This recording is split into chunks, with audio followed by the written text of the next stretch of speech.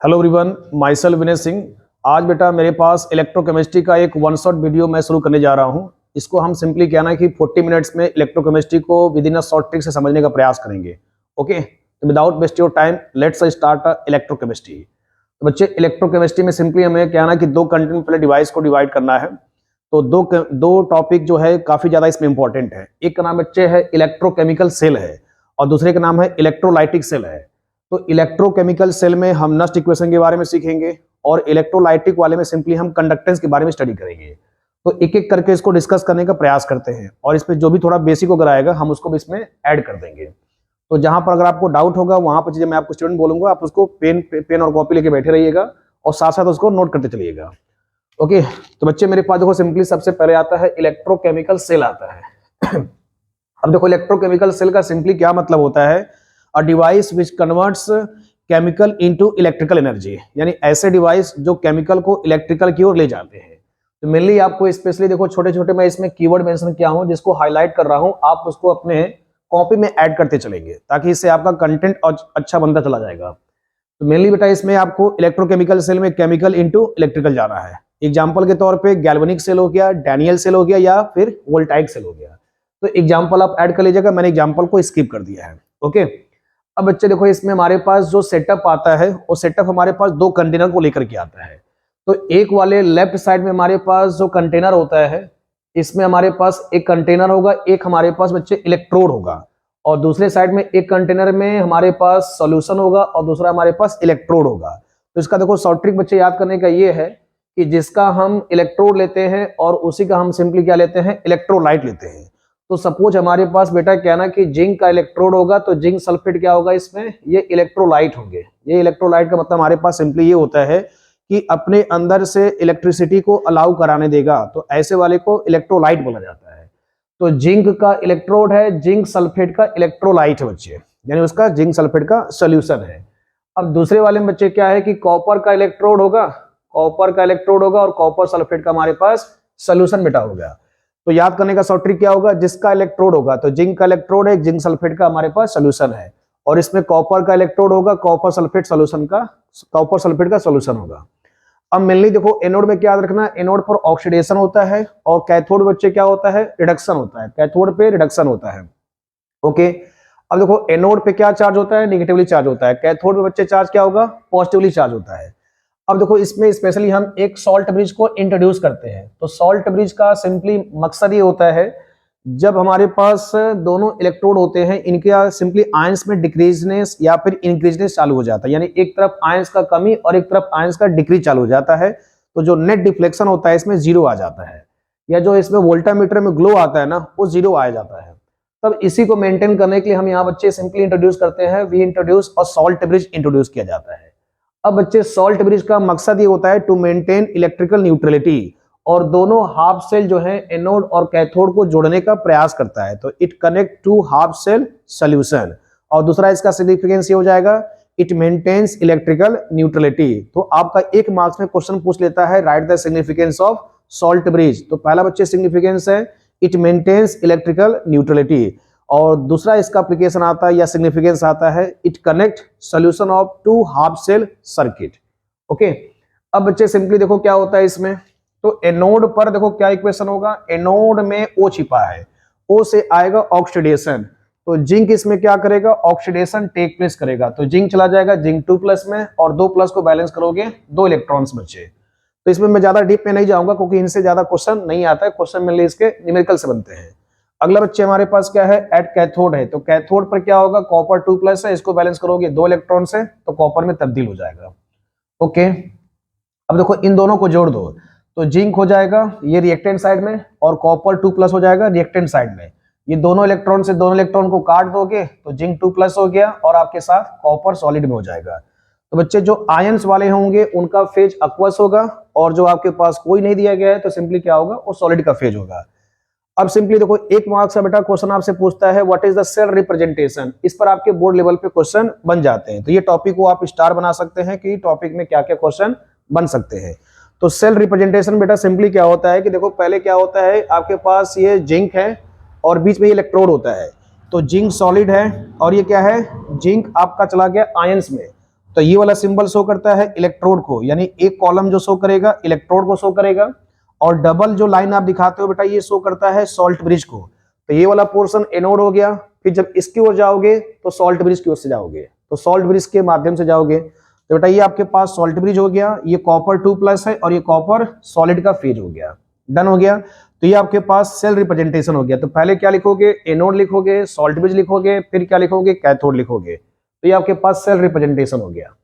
Okay, अब चलते हैं। देखो हमारे पास सिंपली बच्चे क्या होता है कि जो इलेक्ट्रोकेमिकल सेल होता है, इलेक्ट्रोकेमिकल सेल का जो हमारे पास कैलकुलेशन आता है, जो वोल्ट आता है वो 1.1 वोल्ट आता है। इसको भी आप ध्यान से समझिएगा क्योंकि इस पे भी क्वेश्चन बन जाते हैं।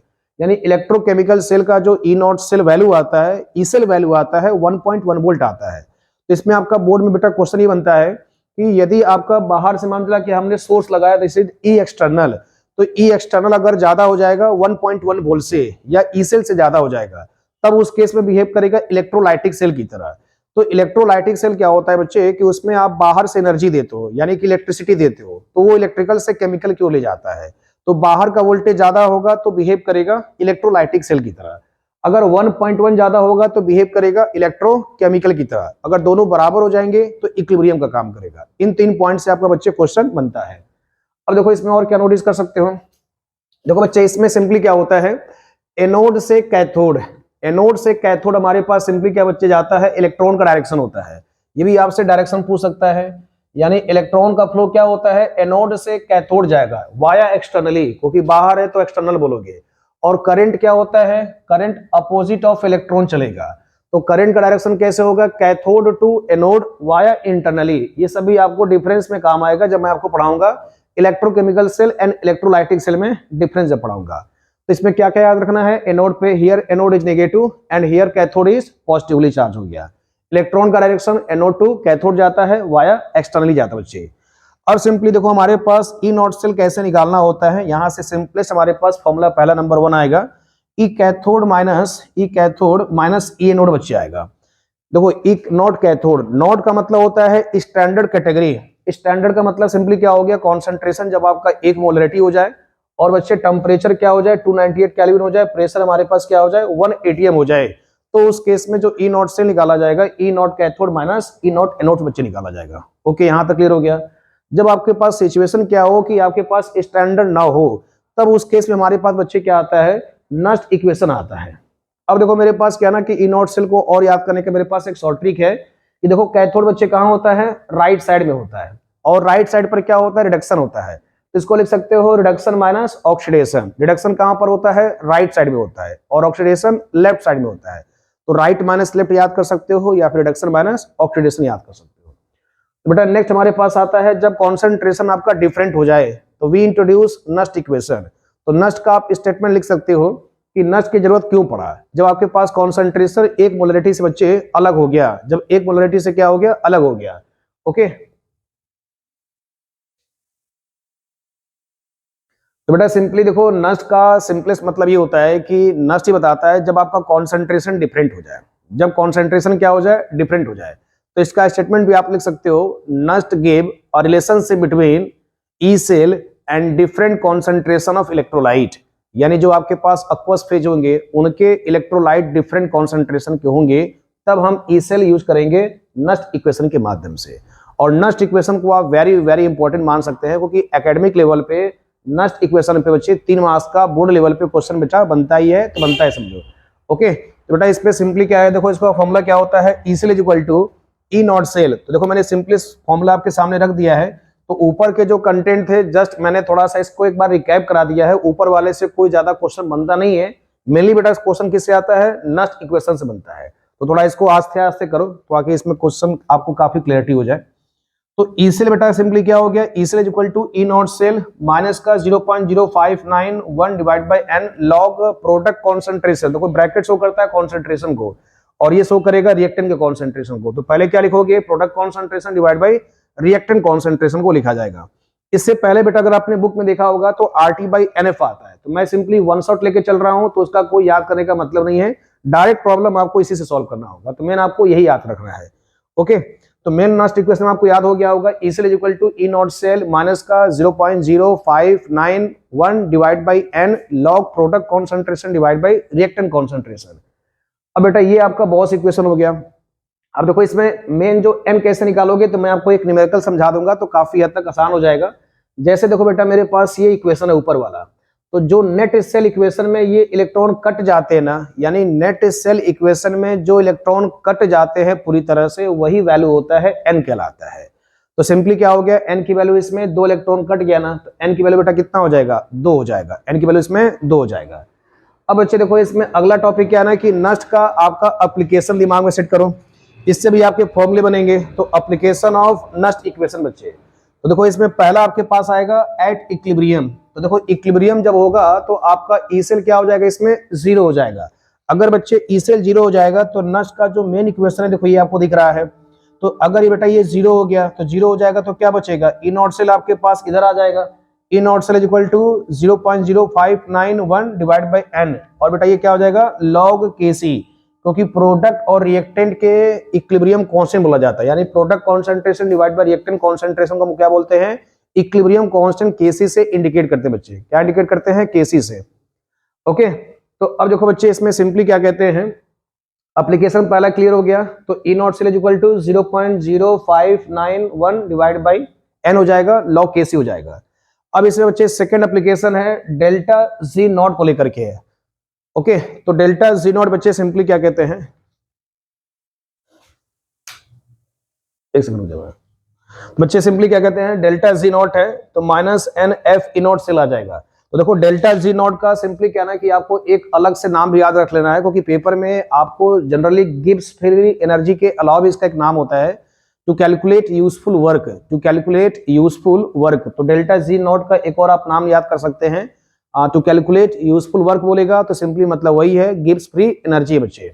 अब दूसरा इसका नाम होता है मैक्सिमम वर्क, यूजफुल वर्क बोलेगा क्वेश्चन में तो भी डेल्टा जी नॉट है, या फिर क्वेश्चन पूछेगा मैक्सिमम वर्क पूछेगा तो भी क्या बच्चे, गिब्स फ्री एनर्जी है। तो फॉर्मूला इसमें क्या आएगा, delta G naught is equal to minus N F E not cell, minus N F E not cell आता है।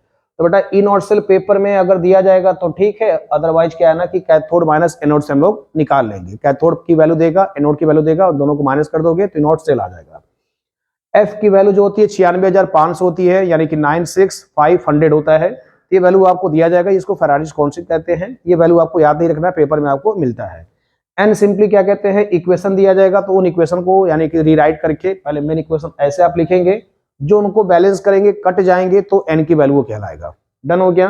तो डेल्टा जी नॉट का एक और इसमें एप्लीकेशन बेटा आता है, delta G naught is equal to minus का 2.303 आरटी लॉग केसी होता है, माइनस का 2.303 आरटी लॉग बच्चे केसी, ये फॉर्मूला इसका होता है डेल्टा जी नॉट का।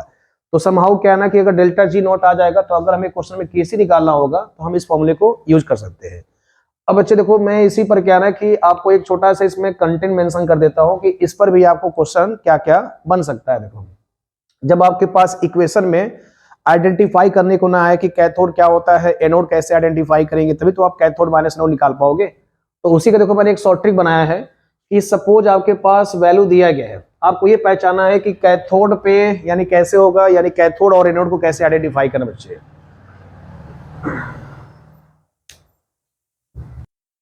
तो सिंपली क्या कहते हैं, देखो इस कंटेंट का क्या यूजफुल मीनिंग आएगा न्यूमेरिकल के पॉइंट ऑफ व्यू से, हायर इनॉट वैल्यू बच्चे। तो अगर हायर इनॉट वैल्यू होगा तो ये कहां जाएगा, कैथोड पे जाएगा, और कैथोड पे क्या होता है, रिडक्शन होता है, ऐसे वाले को ऑक्सीडाइजिंग एजेंट कहते हैं। तो मतलब ये हो गया higher E nought value act as a, यानी इसमें पूरा लैंग्वेज लिख लेना, element will undergo cathode act as a reduction act as a oxidising agent. Simplest मतलब है कि अगर इनॉट वैल्यू ज्यादा है तो कैथोड पे जाएगा, कैथोड पे रिडक्शन होता है, ऑक्सीडाइजिंग एजेंट की तरह बिहेव करेगा। सिमिलरली लोअर इनॉट वैल्यू होगा तो एनोड पे जाएगा और बच्चे इसका ऑक्सीडेशन होगा और ये बिहेव करेगा रिड्यूसिंग एजेंट की तरह बिहेव करेगा। लगे यार देखो इस पे एक प्रॉब्लम प्रैक्टिस कर लेते हैं, क्योंकि यहां से क्वेश्चन कैसे बन सकता है इस पॉइंट ऑफ व्यू से लेकर के। तो सपोज मेरे पास बेटा ए बी सी 3 इनॉट वैल्यू दिया गया है, ये वैल्यू माइनस का 0.76 दिया गया है, तो आप इसमें माइनस ऐड कर लेना, माइनस का 0.76 वोल्ट दिया गया है। अब तुमसे क्वेश्चन पूछेगा कि which one is the highest oxidising agent, तो ऑक्सीडाइजिंग एजेंट के लिए क्या सर्च करोगे, जिसका इनॉट वैल्यू ज्यादा होगा बच्चे। तो अब इसमें इनॉट वैल्यू किसका ज्यादा है, 1.24 ज्यादा है, तो किसका है, ए का ज्यादा है। अगर तुमसे क्वेश्चन पूछेगा ऑक्सीडाइजिंग एजेंट में इसको अरेंज करना है, तो पहले क्या आएगा, डिक्रीजिंग ऑर्डर में, पहले ए आएगा, फिर बी आएगा, देन सी आएगा, क्योंकि 1.24 है, 0.54 है, देन माइनस का 0.76 बच्चे हैं। तो ये आपके पास सिंपली ऑक्सीडाइजिंग एजेंट का, और इंक्रीजिंग में पूछेगा तो इस साइन को क्या कर दोगे, रिवर्स कर दोगे, तो ए ज्यादा हो जाएगा। इंक्रीजिंग वाले में इसका सिंबल ऐसे यूज करेंगे, डिक्रीजिंग वाले में सिंबल इसका ऐसे यूज करेंगे। ओके, यहां तक का अगर क्लियर हो गया होगा तो इसी पर एक और क्वेश्चन कर लेते हैं नस को लेकर के। ओके अब बेटा सिंपली देखो, हमारे पास एक इसका एप्लीकेशन और आता है, जैसे कि हमारे एनसीईआरटी में क्वेश्चन दिया गया है जिंक सल्फेट, यानी सिंपली बच्चे क्वेश्चन ये आता है, कॉपर सल्फेट सॉल्यूशन है और जिंक का बर्तन है। तो क्वेश्चन आपके पास बेटा ऐसे आता है, can you store copper sulphate solution in zinc pot, यानी सिंपली इसका मतलब ये है कि कॉपर सल्फेट सॉल्यूशन को जिंक के बर्तन में हम रख पाएंगे, नहीं रख पाएंगे। इसका बेटा सिंपली आंसर आएगा नो आएगा, क्योंकि देखो जिंक का जो डेटा होता है माइनस का 0.76 वोल्ट होता है और कॉपर का वैल्यू होता है 0.34 वोल्ट होता है बच्चे। अब इसमें अगर रिएक्शन को देखोगे तो जिंक है, कॉपर सल्फेट है, तो जिंक क्या करेगा, कॉपर को डिस्प्लेस कर देगा कॉपर सल्फेट के सॉल्यूशन से, क्योंकि जिंक का जो डेटा है माइनस का 0.76 वोल्ट होता है। तो सिंपली बच्चे इसका क्या मतलब है कि जो वैल्यू ज्यादा निगेटिव होगा वो ज्यादा रिएक्टिव होता है, यानी कि metal having lower E nought value is more reactive. तो सिंपली क्या है कि जिंक ज्यादा रिएक्टिव है किससे, कॉपर से, तो जिंक क्या कर देगा, कॉपर को डिस्प्लेस कर देगा कॉपर सल्फेट सॉल्यूशन से। तो सिंपलेस्ट इसका ट्रिक ये है कि जो ज्यादा नेगेटिव वैल्यू होगा वो ज्यादा रिएक्टिव बेटा होगा, बस आप इसको ऐसे दिमाग में सेट करो। अब देखो इसी पर लगे हाथ क्या है ना कि एक और इसमें नस्ट पे क्वेश्चन कर लेते हैं, ताकि तो आपका जो कैसे एन निकालते हैं वो टॉपिक आपको क्लियर हो जाएगा। अब सिंपली बच्चे देखो, इसमें मेरे पास एक क्वेश्चन को मैंने सॉल्व ऐसे किया है, ये बोर्ड का क्वेश्चन दिया गया है, तो मैं आपको इसमें वैल्यू बता देता हूं। तो मेनली आपके पास एल्युमिनियम था, तो एल्युमिनियम के इक्वेशन को आप Al3+ में ऐसे लिखोगे, फिर क्या कहते हैं बैलेंस करोगे 3 इलेक्ट्रॉन से इसको, फिर ये निकल दिया गया था। आपके पास बच्चे क्वेश्चन कुछ ऐसे दिया गया था, एल्युमिनियम था, ये एल्युमिनियम 3+ है, फिर यहाँ सॉल्ट ब्रिज है, यहाँ बेटा सिंपली Na2+ है, फिर इसके बाद से ये Na दिया गया है। तो मेनली इसमें क्या ना कि इसकी वैल्यू बेटा सिंपली देखो, मेन इसमें इक्वेशन कुछ इस प्रकार मैंने लिखा है, एल्युमिनियम है, एल्युमिनियम 3+ है, निकल 2+ है और Na दिया गया है। इसमें इसकी वैल्यू दिया गया था 0.01 दिया गया था, और Na2+ का बच्चे वैल्यू दिया गया था 0.1 दिया गया था। तो मेन हमें इसमें क्या निकालना है, देखो पहले आपको n निकालना होगा, क्योंकि आपके पास जो नस्ट इक्वेशन होता है कुछ इस प्रकार होता है, इसीलिए equal to E not cell minus का 0.059 एन लॉग P/R होता है।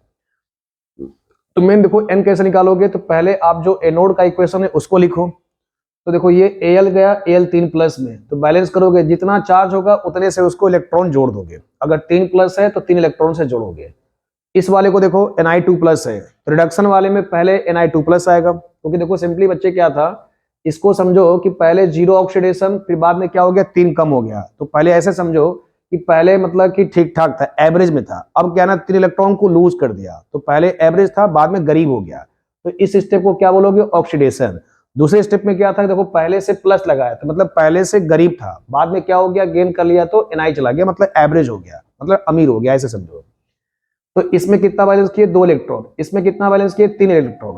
लेकिन हमें फाइनलाइज क्या होता है, इक्वेशन को काटना होता है। तो कैसे काटोगे, जैसे हम लोग लोअर क्लास में मैथमेटिक्स में साइमल्टेनियसली क्वेश्चन को सॉल्व करते हैं, x + 2y = मान लो 3 दिया गया है, तो उसमें x और y के जो कोफिशिएंट होते हैं आपस में इंटरचेंज करके मल्टीप्लाइड करते हैं। अब देखो, तो इसमें 3 इलेक्ट्रॉन है, इसमें 2 इलेक्ट्रॉन है, तो 2 किस में मल्टीप्लाई करोगे, पहले वाले में, 3 किस में करोगे, दूसरे वाले में। तो बेटा सिंपली क्या हो जाएगा, मल्टीप्लाइड करोगे तो मैथ के रूल के हिसाब से दोनों में करोगे, रिएक्टेंट साइड में भी प्रोडक्ट साइड में भी, तो ट्वाइस Al आ जाएगा और ट्वाइस Al3+ आ जाएगा, 6 इलेक्ट्रॉन आ जाएगा। इसको करोगे तो आपके पास 3 करोगे तो 3 Na2+ आ जाएगा, 6 इलेक्ट्रॉन आ जाएगा, 3 Na आ जाएगा। अब देखो सिंपली दोनों को जोड़ोगे तो बच्चे सिंपली क्या हो जाएगा, दोनों को जोड़ दोगे तो कुछ ऐसे आपके पास ये इक्वेशन इंटरफेस होकर के आएगा। तो ट्वाइस Al आ जाएगा और बच्चे आपके पास 3 Na2+ आ जाएगा और इलेक्ट्रॉन इलेक्ट्रॉन कट जाएगा, और बच्चे आपके पास ट्वाइस 3+ हो जाएगा और आपके पास 3 Na बेटा आ गया। कुछ आपके पास ऐसा इक्वेशन जनरेट हो जाएगा। अब देखो मेन हमारे पास n कितना आ गया, n नोट कर लो, 6 आ गया इसमें, n कितना आ गया बेटा, 6 आ गया। अब बेटा सिंपली क्या कहते हैं, इसमें इसका इनॉट सेल वैल्यू दिया गया था, मैंने डायरेक्ट इसमें रख दिया है। इनॉट सेल वैल्यू कितना दिया गया है, 1.41 दिया गया है। n की वैल्यू आपने 6 रख दिया। लॉग देखो प्रोडक्ट, तो बेटा सिंपली प्रोडक्ट में क्या है ना, एल्युमिनियम 3+ है। अब एल्युमिनियम का कोफिशिएंट कितना है, 2 है, तो जो कोफिशिएंट होगा ना वो पावर में चला जाएगा। कहां चला जाएगा, पावर में। और एल्युमिनियम का देखो बेटा कॉन्सेंट्रेशन ये दिया गया था, 0.001 दिया गया था। तो यहां पर मैं इसको ऑर्डर में लिख लेता हूं ताकि कैलकुलेशन इजी हो जाए। तो 1 × 10⁻³ और इसका स्क्वायर हो जाएगा। इसलिए मैं आपको एक करके दिखा देता हूं ताकि कैसे इसमें इक्वेशन को लिखते हैं, कितना कोफिशिएंट आता है। पेपर में आपको इतना देता है समझो, तो आप इसको नहीं कर पाओगे, इतना प्रॉब्लम ये आसान नहीं होता है। इसलिए मैं सॉल्यूशन को थोड़ा सा डीपेस्ट में समझा देता हूं कि कैसे इसको स्टार्ट करते हैं। तो पहला स्टेप क्या ना, इक्वेशन को लिखो, इलेक्ट्रॉन को उसमें देखो कितना मुझे काटना पीटना है, उसके हिसाब से इसको बैलेंस कर लो। फिर इसके बाद से जब ये इक्वेशन लिखोगे, नेट सेल इक्वेशन, तो हमें इससे ये पता चल जाएगा कि इसमें कितना कोएफिशिएंट आ रहा है बच्चे। अब देखो, तो जो आपके सॉलिड फेज होते हैं, यानी स्पेशली देखो जिसमें जितने आयंस होंगे हमें उन्हीं का क्या लिखना होगा, कंसंट्रेशन को लिखना होता है। जो नहीं है छोड़ दो उसको, उसका एक ले लिया जाता है। तो देखो इसमें बच्चे क्या है, जैसे एल्युमिनियम था, तो एल्युमिनियम सिंपली क्या बताया, सॉलिड फेज होता है। तो सॉलिड फेज का हम नहीं लिखते, मतलब लिखते क्या है, उसका एक होता है, एज सिंपल। अब देखो तो प्रोडक्ट लिख लिए। अब आ जाओ रिएक्टेंट में, तो रिएक्टेंट में क्या है, Na2+ है। तो Na2+ के बच्चे देखो वैल्यू दिया गया 0.1 दिया गया, तो इसको क्या लिख सकते हो, 10⁻1 लिख सकते हो। इसका क्या हो जाएगा, कोफिशिएंट 3 है, तो 3 क्या हो जाएगा, क्यू में चला जाएगा। अब बच्चे सिंपली 3 क्यू में चला जाएगा। अब इसको सॉल्व कर लो, तो 1 × 10⁻³ हो जाएगा। तो इसको सॉल्व करोगे तो 10⁻6 आ जाएगा।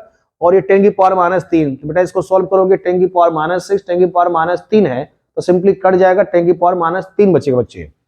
तो देखो मैंने इसको शॉर्ट में यहां तक लिख लिया है, log 10⁻3 लिख लिया है। और इस 0.0559 को सिंपली लिख सकते हो, 60 में कन्वर्ट कर सकते हो। तो ये कितना आ जाएगा, यानी कि ये आपके पास बेटा कुछ ऐसे इंटरफेस आ जाएगा, 0.06 आ जाएगा। तो देखो ये 6 से 6 कट जाएगा, तो सिंपली क्या बचेगा, 0.01 बचेगा। अब इसमें log की प्रॉपर्टी अप्लाई कर दोगे तो माइनस माइनस क्या कर देगा, इसको प्लस कर देगा। और log 10 की वैल्यू जो होती है 1 होता है, तो 1.41 हो जाएगा, 0.03 हो जाएगा। सॉल्व करोगे तो 1.44 इसका आंसर आ जाएगा। और ई सेल का जो यूनिट होता है वोल्ट होता है। तो कुछ इस प्रकार से बेटा आपके पास ये क्वेश्चन सॉल्व हो जाएगा। ओके, तो बेटा इसमें सिंपली क्या कहते हैं, तो बेटा इसमें मेन एक पार्ट मैंने डन कर दिया है। आई होप कि आपको इसमें इलेक्ट्रोकेमिकल सेल पूरी तरह से क्लियर हो गया होगा। अगर नहीं क्लियर होगा तो वीडियो को थोड़ा बार बार इसमें अपने हिसाब से 0.5 पे करके उसको बार बार देखिएगा, तो काफी हद तक आपको चीजें क्लियरेंस हो जाएगा। थोड़ा मैंने इसमें कुछ चीजें जल्दी भी कर दिया है, क्योंकि मेरे को इसमें वन शॉट के हिसाब से चीजें डिलीवर करना था। ओके, अगर थोड़ा उसमें फास्ट हो गया होगा तो आप उसको थोड़ा सा रिकैप करके देख लीजिएगा। बेटा इसमें नेक्स्ट टॉपिक हमारा आता है इलेक्ट्रोलाइटिक सेल आता है। तो नेक्स्ट हमारा, और इसमें ये भी एक मेजर टॉपिक है, इसे भी आपके क्या क्या क्वेश्चन बनेंगे तो मैं आपको इसमें हाईलाइट करता चलूंगा, आप उसको नोट डाउन कर लीजिएगा। तो बच्चे इसमें इलेक्ट्रोलाइटिक सेल सिंपली क्या होता है कि बाहर से इसमें सोर्स ऑफ एनर्जी होता है। तो इसमें सिंपली क्या हो गया कि इलेक्ट्रिकल टू केमिकल जाएगा। क्या जाएगा, इलेक्ट्रिकल टू केमिकल जाएगा। और device which convert electrical into chemical energy, तो ऐसे वाले को बोलते हैं इलेक्ट्रोलाइटिक सेल बोलते हैं। तो हम इसमें बच्चे क्या पढ़ेंगे, हम इसमें पढ़ेंगे इलेक्ट्रोलाइटिक कंडक्टेंस के बारे में पढ़ेंगे। ओके, जरा देखते हैं इसमें। देखो तो इसमें मैंने इसमें एक छोटा सा एक डायग्राम बनाया है। एक हमारे पास कंटेनर है, तो इसमें एक ही कंटेनर में एनोड होगा और कैथोड होगा। और इलेक्ट्रोकेमिकल में क्या होता है कि दो अलग अलग कंटेनर होते हैं, जिसमें एक में एनोड होता है, दूसरे वाले में कैथोड होता है। और इसमें एक ही कंटेनर में एनोड होता है बच्चे, कैथोड होता है। इसको देखो याद करने का मेरे पास बच्चे शॉर्ट ट्रिक है। यहाँ पर उस वाले से ठीक उल्टा होता है, तो यहाँ पर एनोड पॉजिटिव होता है और यहाँ पर कैथोड बेटा निगेटिव होता है। तो याद करने का शॉर्ट ट्रिक है पाव, और इस वाले को याद करोगे बेटा एनसीआर से। कैसे याद करोगे, एनसीआर से। तो पाव का मतलब है positive anode oxidation, positive anode oxidation. And cathode में क्या याद करोगे, negative cathode reduction, negative cathode reduction हो गया। अब सपोज मान लो कि हमने बेटा यहाँ पर कॉपर सल्फेट का एक सोल्यूशन प्रिपेयर किया है या इसमें ऐड कर दिया है। तो बच्चे इसमें देखो ये कॉपर में टूटेगा और क्या टूटेगा, इसमें सल्फेट SO4 बच्चे 2- में टूटेगा। तो देखो सिंपली मेरे बताने का मतलब ये है कि आपके पास जो डिपोजिशन होगा मेटल का, तो कॉपर 2+ कहाँ डिपोजिट होगा, कैथोड पे। कैसे पहचानोगे, कॉपर पे प्लस चार्ज है तो प्लस वाला कहाँ जाएगा, अपोजिट इलेक्ट्रोड पे जाके डिपोजिट होगा। सल्फेट पे क्या चार्ज है बच्चे, निगेटिव चार्ज है, तो निगेटिव चार्ज कहाँ डिपोजिट होगा, प्लस वाले पे। प्लस वाला क्या है, एनोड होता है। तो ऐसे इसको दिमाग में सेटअप कर सकते हो। तो ऐसे भी क्वेश्चन आपके सिलेबस में बन सकते हैं। इसका एक और इसमें केस आता है, तो उन सब चीजों को मैंने अभी स्किप कर दिया है।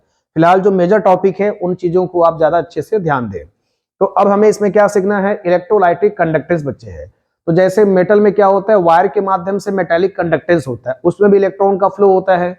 इसमें भी क्या ना, केमिकली अगर आएगा या इलेक्ट्रोलाइट आएगा तो ऐसे वाले को इलेक्ट्रोलाइटिक बेटा कंडक्टेंस कहते हैं।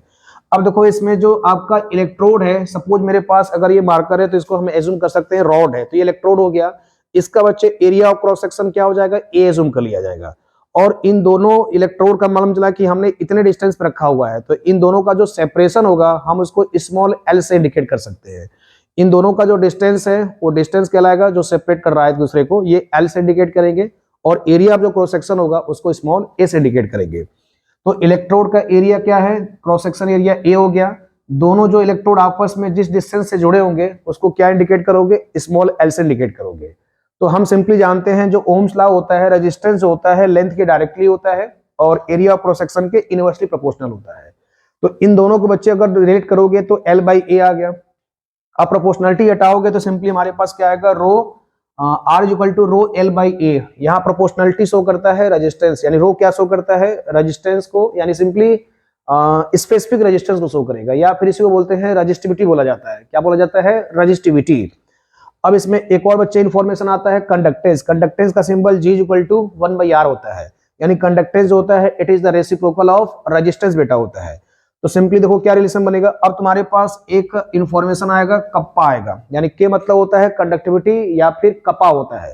तो कप्पा इज इक्वल टू क्या हो जाएगा, 1/ρ हो जाएगा। तो इसका स्टेटमेंट कैसे लिखोगे, कंडक्टिविटी के देखो 3 नाम आते हैं। स्पेसिफिक कंडक्टेंस आता है, नाम आप नोट करते चलिएगा क्योंकि मेरे पास अब जगह नहीं बचा है तो मैं ऐड नहीं कर सकता। बेटा सिंपली क्या लिखोगे इसमें, स्पेसिफिक कंडक्टेंस या फिर कंडक्टिविटी या फिर इसी को कप्पा बोलते हैं। तो मैं आपको अलग से यहाँ पर मेंशन कर देता हूँ, के इंडिकेट करेगा कप्पा, इसको बच्चे क्या लिख सकते हो, कप्पा लिख सकते हो। ठीक है, इसका सिंबल के होता है और फॉर्मूला क्या हो जाएगा, it is the reciprocal of resistivity, या स्पेसिफिक रेजिस्टेंस का रेसिप्रोकल क्या कहलाता है, कप्पा कहलाता है या फिर कंडक्टिविटी कहलाता है। इस फॉर्मूले को अगर पुट करोगे तो 1/r हो जाएगा, यानी RA/L हो जाएगा, L पलटी मारेगा ऊपर चला जाएगा, तो सिंपली 1/r, यानी सिंपली देखो यहाँ से रो निकालोगे तो RA क्या आ जाएगा, L आ जाएगा। तो RA/L, L को ऊपर भेज दोगे। अब देखो इसमें सिंपली क्या हो जाएगा, 1/r बच्चे क्या कहलाता है, अभी आपने नोटिस किया 1/r क्या कहलाता है, G कहलाता है।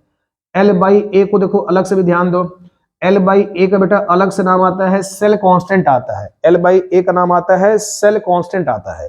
तो देखो ये हो जाएगा G इंटू जी स्टार, G बोले तो कंडक्टेंस, G स्टार बोले तो सेल कांस्टेंट। देखो मैंने इसको यहाँ हाईलाइट किया है, G star is equal to L/A, unit होता है सेंटीमीटर इनवर्स, क्योंकि ये भी सेंटीमीटर होगा और ये भी आपके पास सेंटीमीटर स्क्वायर होगा। सॉल्व करोगे तो सेंटीमीटर इनवर्स आ जाएगा। ओके, अगला बच्चे आपसे क्वेश्चन पूछ लेगा कि कप्पा का यूनिट क्या हो सकता है। तो देखो 1/r का जो यूनिट होता है साइमन होता है, और L/A का यूनिट क्या हो गया बच्चे, सेंटीमीटर इनवर्स हो गया। तो साइमन सेंटीमीटर इनवर्स हो जाएगा इसका यूनिट, तो इसको लिख सकते हो एज सेंटीमीटर इनवर्स लिख सकते हो, इन शॉर्ट ऐसे। ओके, यहां तक क्लियर हो गया। अब इसमें देखो एक छोटा सा एक नंबर का बच्चे असरसा रीजन में क्वेश्चन बन जाता है, जब इसमें डाइल्यूशन को बढ़ाओगे तो कंडक्टिविटी क्या होता है, डिक्रीज होता है। यानी कि डाइल्यूशन को बढ़ाओ, डाइल्यूशन का मतलब सिंपली क्या ना, पानी इसमें डाल दो।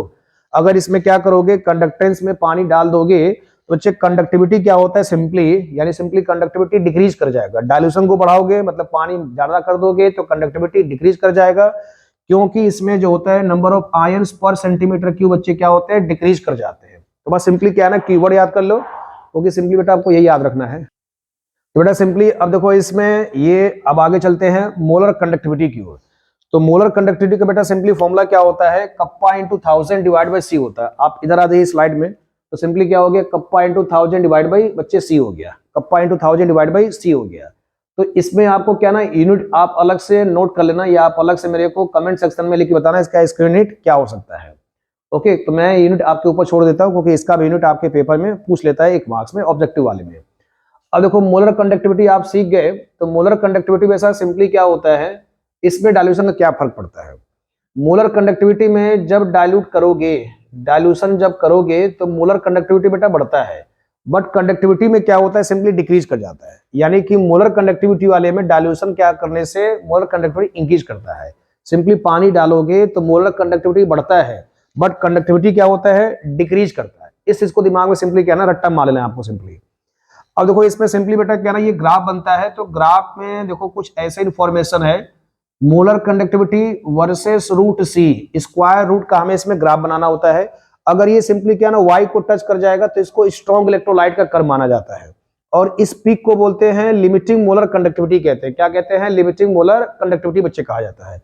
अब लिमिटिंग मोलर कंडक्टिविटी सिंपली क्या होता है, जब कॉन्सेंट्रेशन जीरो हो गया, इसको क्या बोलोगे? ओरिजिन, मतलब ओरिजिन बोले तो जीरो हो गया। When concentration approaches to zero, molar conductivity attains a maximum definite value is known as limiting molar conductivity. एक नंबर में लिमिटिंग मोलर कंडक्टिविटी पूछ लेता है। कैसे याद रखोगे? When concentration approaches to zero, molar conductivity attains a maximum definite value is known as limiting molar conductivity. अगर ये ग्राफ आपको वाई को टच कर गया तो समझ जाना कि ये स्ट्रॉन्ग इलेक्ट्रोलाइट का है।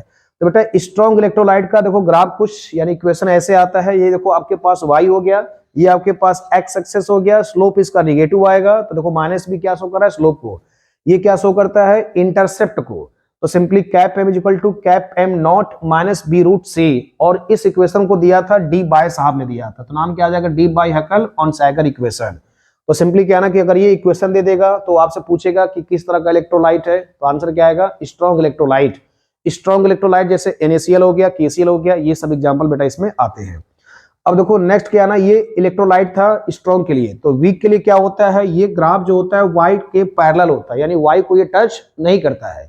अब ये वाई को टच नहीं करेगा तो हम ग्राफ को एक्स्ट्रापोलेट करके इसको कैलकुलेट नहीं कर पाएंगे। तब इसको कैलकुलेट करने का जो श्रेय जाता है बच्चे, इस साइंटिस्ट का नाम आता है खोलरॉस लॉ। तो खोलरॉस लॉ सिंपली ये कहता है कि जो वीक इलेक्ट्रोलाइट है, वीक इलेक्ट्रोलाइट के लिए हम मोलर कंडक्टिविटी कैसे निकाल सकते हैं। तो इनका सिंपली फंडा ये था कि कैटायन और एनायन को पैसे की तरह जोड़ दो। जैसे सिंपली HCl है, जैसे सिंपली हमारे पास NaCl है, तो बेटा Na का कंडक्टिविटी दिया जाएगा, Cl का कंडक्टिविटी दिया जाएगा, दोनों को जोड़ दोगे तो सिंपली क्या ना कि आप उसका मोलर कंडक्टिविटी पैसे की तरह जोड़ के निकाल सकते हो। तो बच्चे इसका सिंपली स्टेटमेंट आता है, यानी कि खोलरॉस का स्टेटमेंट सिंपली आता है कि it is the summation of individual contribution of cation and anion for that electrolyte. यानी सिंपली क्या हो गया, किसी भी वीक इलेक्ट्रोलाइट का जो उसका कैटायन और एनायन का सम होता है वही स्टेटमेंट कहलाता है, खोलरॉस का आता है। ओके, यहां तक क्लियर हो गया। अब इसके देखो बेटा सिंपली एप्लीकेशन है, तो एप्लीकेशन में सिंपली पहला जो आता है to calculate limiting molar conductivity for a weak electrolyte, यानी सिंपली पैसे की तरह जोड़ देना है। और दूसरा बच्चा एप्लीकेशन आता है टू कैलकुलेट डीओडी। डीओडी बोले तो degree of dissociation for a weak electrolyte, alpha is equal to cap MC divide by cap M naught होता है। इसको निकालोगे आप, कैप MC निकालोगे kappa into 1000 divide by C से निकाल लोगे, और इसको निकालोगे सिंपली बच्चे कैटायन और एनायन को पैसे की तरह जोड़ करके निकालोगे। आई होप इतना समझ में आ गया होगा। अब बेटा इसके बाद तीसरा जो एप्लीकेशन आता है to calculate degree, to calculate dissociation constant K। ऊपर से अल्फा आ जाएगा, तो अल्फा पुट कर दोगे तो सिंपली बेटा K आ जाएगा। थोड़ा कैलकुलेशन इसका टफ होता है, लेकिन प्रॉब्लम प्रैक्टिस में आप करोगे तो समझ में आ जाएगा। तो K is equal to C alpha square 1 minus बेटा सिंपली अल्फा आ जाएगा। अब बेटा सिंपली क्या कहते हैं, अब इसमें बच गया है फैराडेज का लॉ बच गया है। तो सिंपली जो फैराडे का जो लॉ होता है आप इसको यहाँ पर मेंशन कर लो यहाँ पर। ओके,